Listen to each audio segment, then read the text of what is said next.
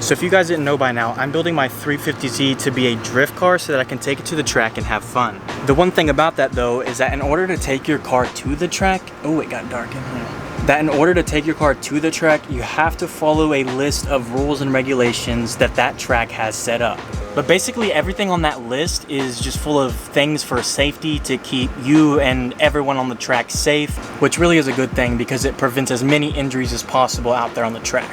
Now I can't speak for every single track, but I'm pretty sure most of them have this in place. So as you could probably tell from the title of this video, today we're going to be doing a very important mod to the Z that is crucial for our safety on the track, and also a requirement, so we don't really have a choice anyway. But the mod that we're going to be doing to the Z is actually a fire extinguisher. So fire extinguishers are super important on the track because you're pushing your car a lot harder than you are on a normal daily basis when driving, and things get a lot hotter and your vehicle is just going to be under a lot more stress, as well as probably hitting higher temperatures than it's used to seeing. Not even to mention the dozens of other people that are going to be on the track at the same time as you.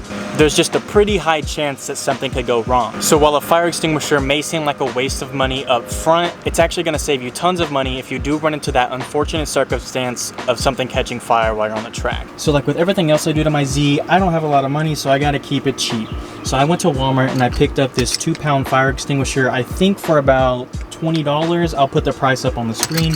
And then I actually found this quick release fire extinguisher mount that attaches to a harness bar or a roll cage, and I think it was also about $20 as well. So the way that this mount actually works is it has two different pieces. This piece actually has a soft kind of felt material on it, and this is the side that will go on your harness bar to keep it from scratching as much as possible. And it comes with these metal clamps that you'll slide through these holes. I don't know if you can see them very well.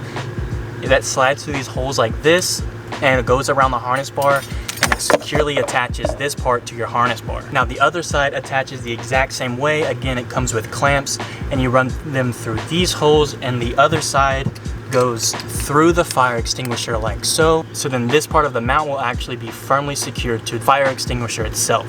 So once you have your fire extinguisher mounted to this one piece of the bracket and the other piece of the bracket mounted to your harness bar, the way that these attach is super simple. So this little cutout right here actually goes around this metal spoke, just like so.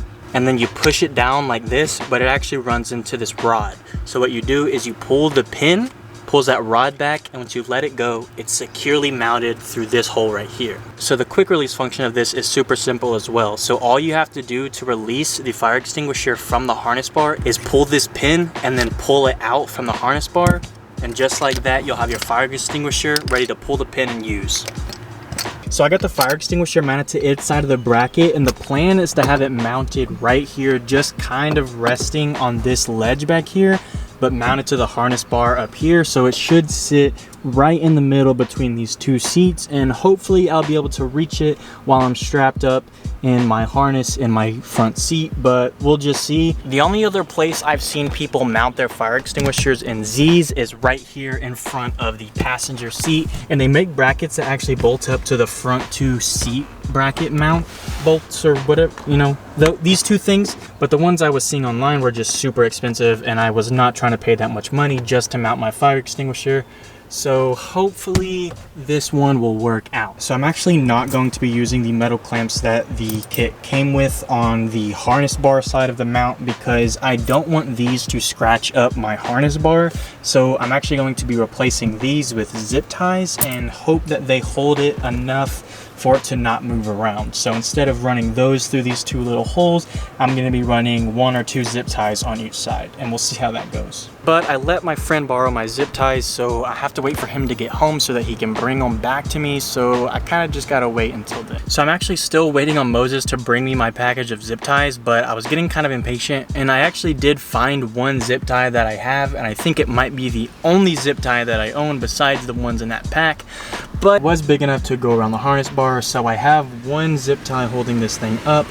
Obviously it's not super secure. I'm still gonna put another zip tie. I may actually do 2 zip ties through each slot, but this kind of shows you where the placement's gonna be, and it's kind of gonna sit right here. Now I don't know how well I can show you guys this. Maybe I can set my camera up. Okay, so it's super dark, but it's gonna have to work. So I was hoping that I'd be able to reach the harness bar from my seat while I'm harnessed in, but I just don't think that's logical. Yes, I would kind of be able to reach it if I really try with my right hand and I could pull the lever, but because it doesn't just automatically fall out, I'm not gonna be able to reach it and pull it out with just one hand. So I would have to undo my harness and be able to actually turn and pull the lever. And I just broke the zip tie actually.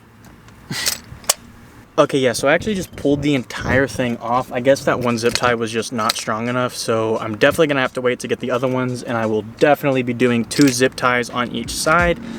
So hopefully that doesn't happen again. I will keep the metal clamps on my car just in case. But as I was saying, I will have to take my harness out and reach around and use both hands to grab the fire extinguisher, which kind of sucks because it takes time away if my car was actually on fire.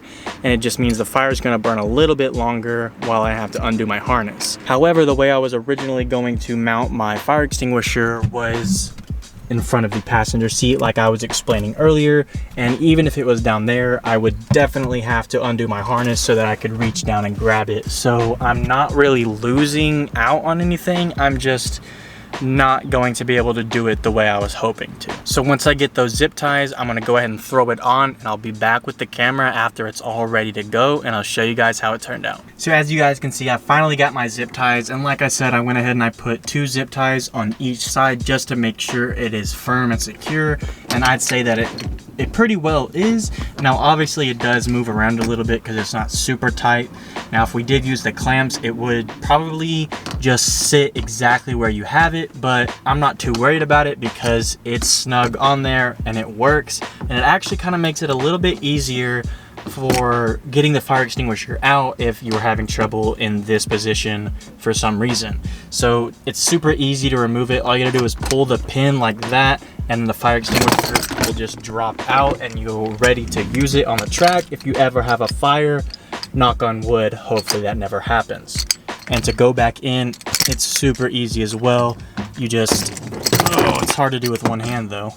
You just slide this hook back on over this rod, pull your pin, and it just snaps back in there, back, firm and secure, ready for the track. If you guys made it this far, thank you so much for watching. It really means a lot. If you liked the video, please hit that like button. It really helps boost my video in the algorithm and helps it reach more people. If you guys aren't subscribed already, then what are you doing, man? Like, hit that subscribe button if you want to keep up with the 350 build. In just a couple of weeks, we're going to be hitting up the track down in Houston and hopefully learning how to drift pretty well. And I can promise you're not going to want to miss that. So with that being said, y'all take it easy.